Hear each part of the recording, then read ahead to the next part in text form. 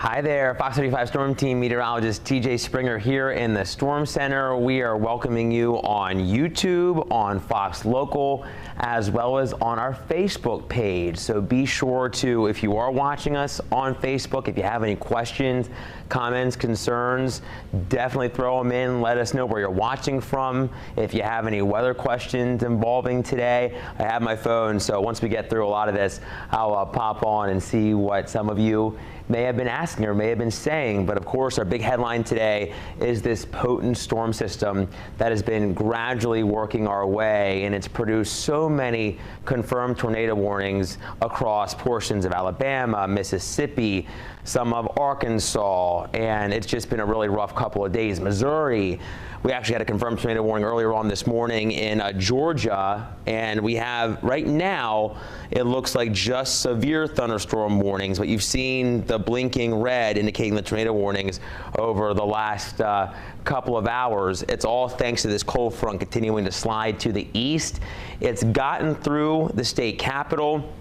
We're seeing more storms igniting across the Gulf right now, and we're also seeing some severe weather up close to the Florida-Georgia state line still across the Panhandle. So zooming into there and talking about what we're seeing, at least currently, maybe you have friends or family up this way, maybe you're up this way traveling. You can see this severe thunderstorm warning, plenty of lightning with this.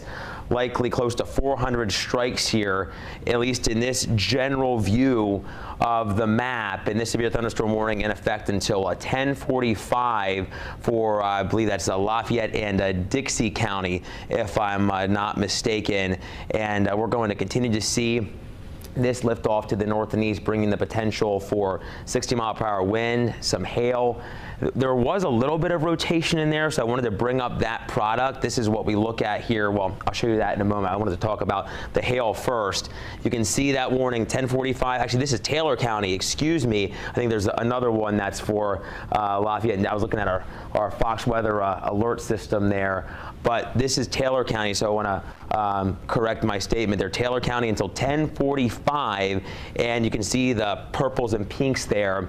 That is the potential for some hail embedded in all of that torrential rain. So gusty wind, possibly around 60 miles per hour, as well as some hail possible too as this lifts off to the north and east. There's that rotation product I was mentioning. You can see it's weak, but a little bit of green popping up there.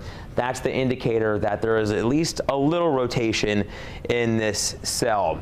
And if you're up in this general vicinity, still want to watch it, still don't want to be driving around through it.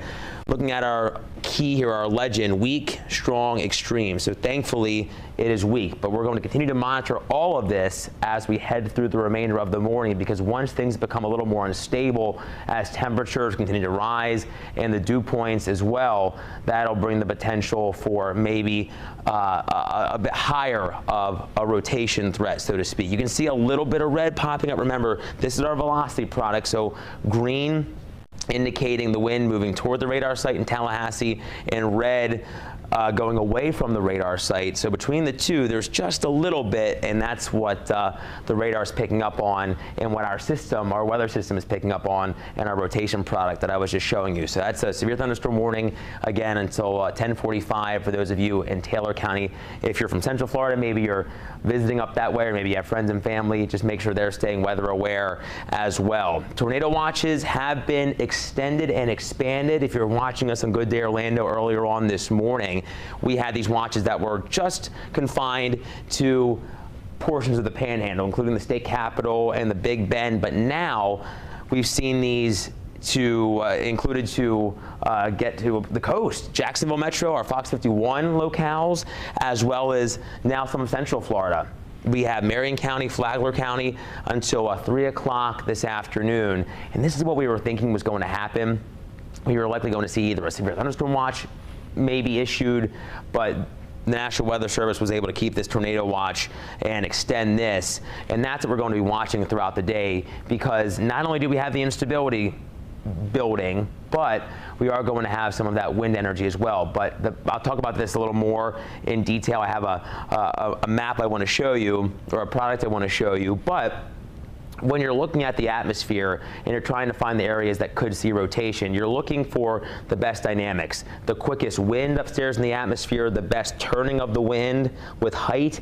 And we're going to lose some of that as we head through the afternoon because the best dynamics are a little farther away from us in the sky.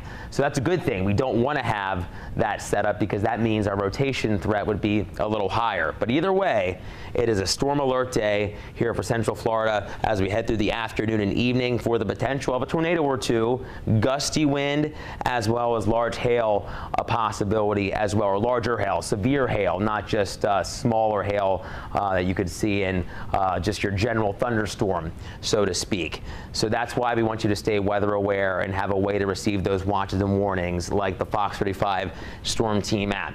Here's a live look out of our iDrive. We have the camera zoomed in on Epic Universe. We can see some of the attractions, but the bigger headline I want you to focus on is that we're dry right now. So if you have any errands you need to run, you need to get to the store, maybe you have some plans with friends or family, you're going to be A-OK around the Orlando Metro now and the attractions. But if you are going out to the theme parks, you're getting out to the beach, your time will be limited. Make sure you're not pushing the envelope and you can get back in when these storms start to roll into Central Florida. Here's our Hard Rock Hotel camera out at Daytona Beach. It does look gray, it does look gloomy. Seeing this is good news on a day like today because if we have more clouds around, we don't get that sun, we won't feel and see the instability rise as much.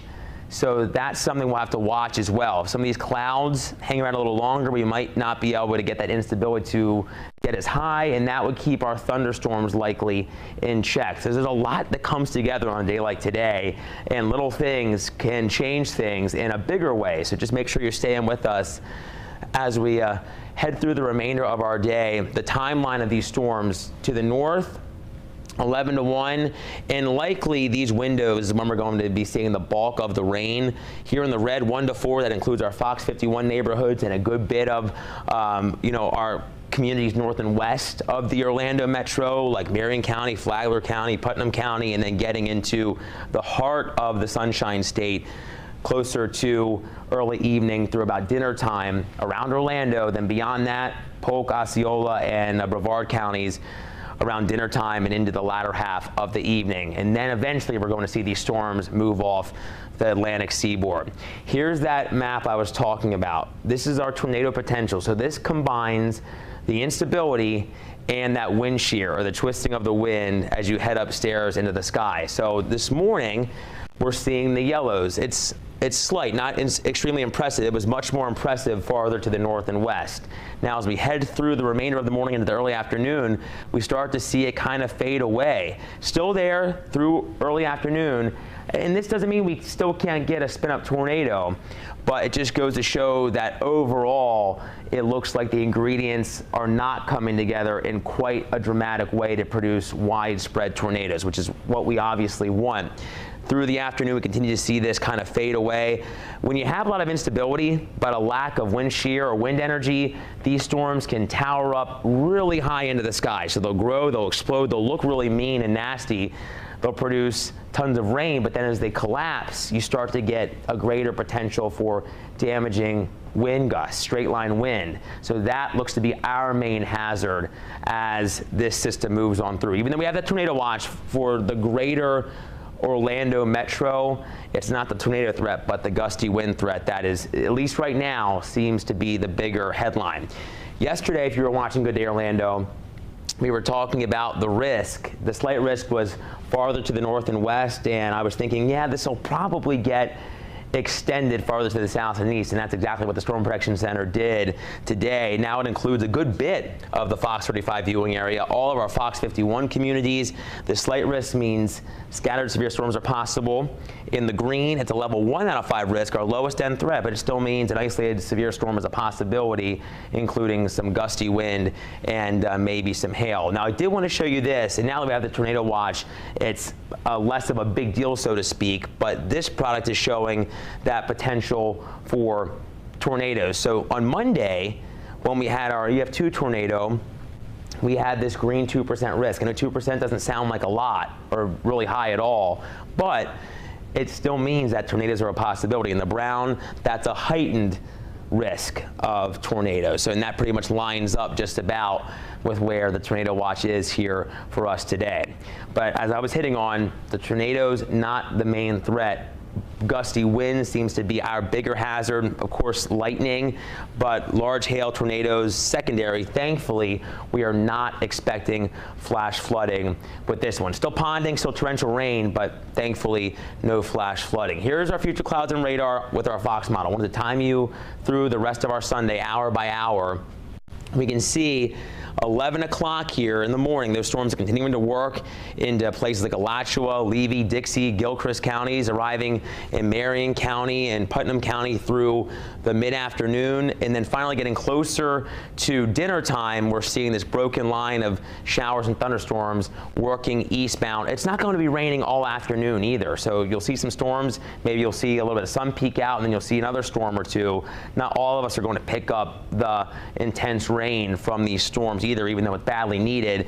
By the time we get into our Monday morning, the cold front's through, the wind is coming back around from the west to northwest, and then we're feeling that cooler, drier air taking back over. Now today, despite the severe weather, we're still going to have a gusty day. Non-severe wind gusts up close to 30 miles per hour, maybe even higher.